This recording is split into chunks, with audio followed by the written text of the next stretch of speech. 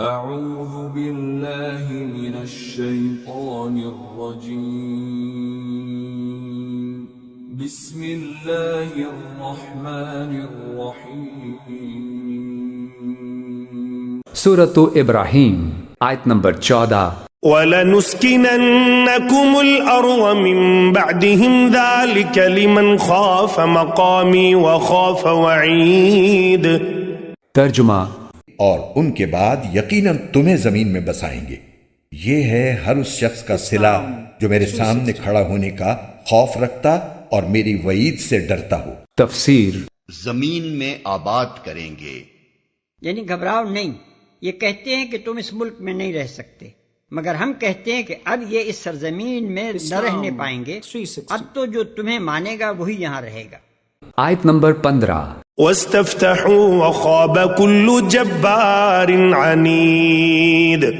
ترجمہ، اور ان کافروں نے خود فیصلہ مانگا اور نتیجہ یہ ہوا کہ ہر ڈینگے مارنے والا ہر دھرم نامراد ہو کر رہا۔ تفسیر، یعنی پیغمبروں سے یہ مطالبہ کیا کہ اگر تم سچے ہو تو اللہ تعالیٰ سے کہہ کر ایسا عذاب ہم پر بھجوا دو جس سے حق و باطل کا فیصلہ ہو جائے۔ یہ بات کہہ کر وہ دراصل پیغمبروں کا متکبرانہ انداز میں مذاق اڑاتے تھے۔ آیت نمبر 16۔ مِن وَرَائِهِ جَهَنَّمُ وَيُسْقَى مِن مَّاءٍ صَدِيدٍ۔ ترجمہ، اس کے آگے جہنم ہے اور وہاں اسے پیپ کا پانی پلایا جائے گا۔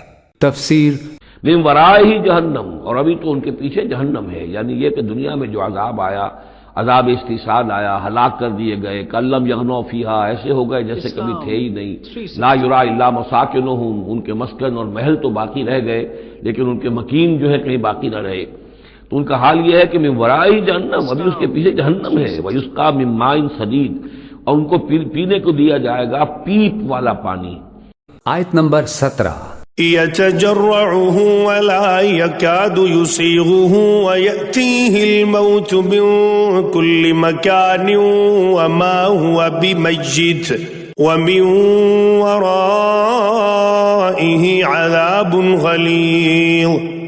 ترجمہ، وہ اسے گھونٹ گھونٹ کر کے پیے گا اور اسے ایسا محسوس ہوگا کہ وہ اسے حلق سے اتار نہیں سکے گا۔ موت اس پر ہر طرف سے آ رہی ہوگی مگر وہ مرے گا نہیں، اور اس کے آگے ہمیشہ ایک اور سخت عذاب موجود ہوگا تفسیر، کہ وہ اسے حلق سے اتار نہیں سکے گا۔ یہ ترجمہ امام راضی رحمۃ اللہ علیہ کی بیان فرمائی ہوئی ایک تفسیر پر مبنی ہے، جس کا مطلب یہ ہے کہ انہیں محسوس یہ ہوگا کہ وہ اس پانی کو حلق سے اتار نہیں سکیں گے، لیکن گھونٹ گھونٹ کر کے بڑی مشکل سے اور بڑی دیر میں وہ حلق سے اترے گا۔ موت اس پر ہر طرف سے آ رہی ہوگی مگر وہ مرے گا نہیں۔ ہر طرف سے موت آنے کا مطلب یہ ہے کہ عذاب کی جو مختلف صورتیں سامنے آئیں گی وہ ایسی ہوں گی جو دنیا میں جان لیوا اور موت کا سبب ہوتی ہیں، مگر وہاں ان کی وجہ سے انہیں موت نہیں آئے گی، اور اس کے آگے ہمیشہ ایک اور سخت عذاب موجود ہوگا، یعنی ہر عذاب کے بعد ایک دوسرا سخت عذاب آنے والا ہوگا تاکہ ایک ہی قسم کا عذاب سہ سہ کر انسان اس کا عادی نہ ہو جائے۔ آیت نمبر 18۔ مثل الذين كفروا بربهم أعمالهم كرماد اشتدت به الريح في يوم عاصف لا يقدرون مما كسبوا على شيء ذلك هو الضلال البعيد۔ ترجمہ، جن لوگوں نے اپنے رب کے ساتھ کفر کی روش اختیار کی ہے ان کی حالت یہ ہے کہ ان کے اعمال اس راکھ کی طرح ہیں جسے آندھی طوفان والے دن میں ہوا تیزی سے اڑا لے جائے۔ انہوں نے جو کچھ کمائی کی ہوگی اس میں سے کچھ ان کے ہاتھ نہیں آئے گا، یہی تو پرلے درجے کی گمراہی ہے۔ تفسیر، کافر لوگ دنیا میں کچھ اچھے کام بھی کرتے ہیں، مثلا غریبوں کی امداد وغیرہ۔ اللہ تعالیٰ کی سنت یہ ہے کہ ان کے ایسے اچھے کاموں کا بدلہ انہیں دنیا ہی میں دے دیا جاتا ہے، آخرت میں ان کا کوئی ثواب نہیں ملتا، کیونکہ وہاں ثواب ملنے کے لیے ایمان شرط ہے، لہذا آخرت میں وہ اعمال ان کے کچھ کام نہیں آتے۔ اس کی مثال یہ دی گئی ہے کہ جس طرح راکھ کو آندھی اڑا لے جائے تو اس کا کوئی پتہ نشان نہیں ملتا، اسی طرح کافروں کے ان اعمال کو ان کا کفر کا لدم کر دے گا اور ان اعمال کا کوئی فائدہ ان کو آخرت میں نہیں ملے گا۔ آیت نمبر 19۔ ألم تر أن الله خلق السماوات والأرض بالحق إن يشأ يذهبكم ويأتي بخلق جديد. ترجمہ. کیا تمہیں یہ بات نظر نہیں آتی کہ اللہ نے آسمانوں اور زمین کو برحق مقصد سے پیدا کیا ہے؟ اگر وہ چاہے تو تم سب کو فنا کر دے اور ایک نئی مخلوق وجود میں لے آئے. تفسیر.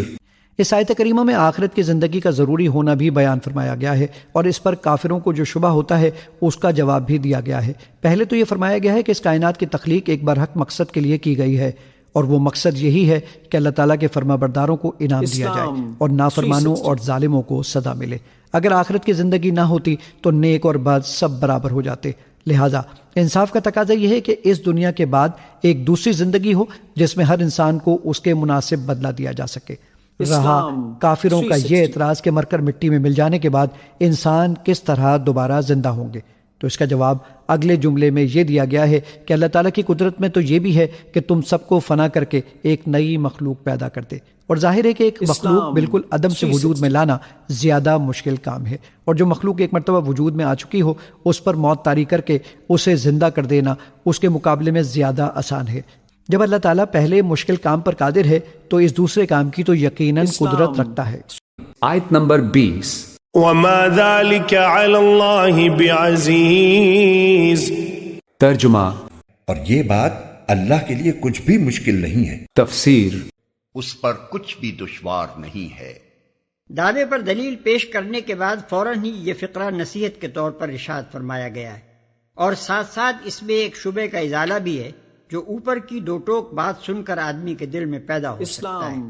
ایک شخص پوچھ سکتا ہے کہ اگر بات وہی ہے جو ان آیتوں میں فرمائی گئی ہے تو یہاں ہر باطل پرست اور غلط کار آدمی فنا کیوں نہیں ہو جاتا؟ اس کا جواب یہ ہے کہ نادان، کیا تو سمجھتا ہے کہ اسے فنا کر دینا اللہ کے لیے کوئی دشوار ہے، یا اللہ سے اس کا کوئی رشتہ ہے کہ اس کی شرارتوں کے باوجود اللہ نے محض اقربا پروری کی بنا پر اسے مجبوراً چھوٹ دے رکھی ہو؟ اگر یہ بات نہیں ہے اور تو خود جانتا ہے کہ نہیں ہے تو پھر تجھے سمجھنا چاہیے کہ ایک باطل پرست اور غلط کار قوم ہر وقت اس خطرے میں مبتلا ہے کہ اسے ہٹا دیا جائے اور کسی دوسری قوم کو اس کی جگہ کام کرنے کا موقع دے دیا جائے.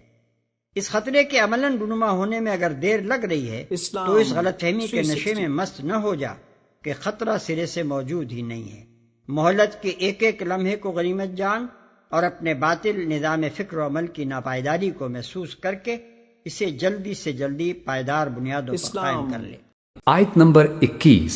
وبرزوا لله جميعا فقال الضعفاء للذين استكبروا إنا كنا لكم تبعا فهل أنتم مغنون عنا من عذاب الله من شيء قالوا لو هدانا الله لهديناكم سواء علينا أجزعنا أم صبرنا ما لنا من محيص.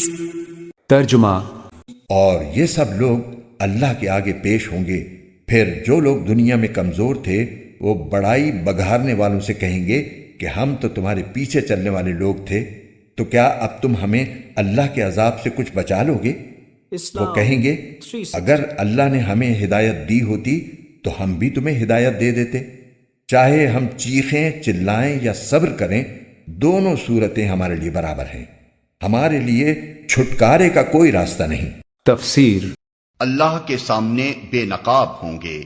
برزو کے معنی محض نکل کر سامنے آنے اور پیش ہونے ہی کے نہیں ہیں، بلکہ اس میں ظاہر ہونے اور کھل جانے کا مفہوم بھی شامل ہے. اسی لیے ہم نے اس کا ترجمہ بے نقاب ہو کر سامنے آ جانا کیا ہے. حقیقت کے اعتبار سے تو بندے ہر وقت اپنے رب کے سامنے بے نقاب ہیں، مگر آخرت کی پیشی کے دن جب وہ سب کے سب اللہ کی عدالت میں حاضر ہوں گے تو انہیں خود بھی معلوم ہوگا کہ ہم اس احکم الحاکمین اور مالک یوم الدین کے سامنے بالکل بے نقاب ہیں. ہمارا کوئی کام بلکہ کوئی خیال اور دل کے گوشوں میں چھپا ہوا کوئی ارادہ تک اس سے مخفی نہیں ہے. ہمارے بچنے کی کوئی صورت نہیں. یہ تنبیہ ہے ان سب لوگوں کے لیے جو دنیا میں آنکھیں بند کر کے دوسروں کے پیچھے چلتے ہیں. یہ اپنی کمزوری کو حجت بنا کر طاقتور ظالموں کی اطاعت کرتے ہیں۔ ان کو بتایا جا رہا ہے کہ آج جو تمہارے لیڈر اور پیشوا اور افسر اور حاکم بنے ہوئے ہیں، کل ان میں سے کوئی بھی تمہیں خدا کے عذاب سے ذرہ برابر بھی نہ بچا سکے گا۔ لہذا آج ہی سوچ لو کہ تم جس کے پیچھے چل رہے ہو یا جس کا حکم مان رہے ہو، وہ خود کہاں جا رہا ہے اور تمہیں کہاں پہنچا کر چھوڑے گا۔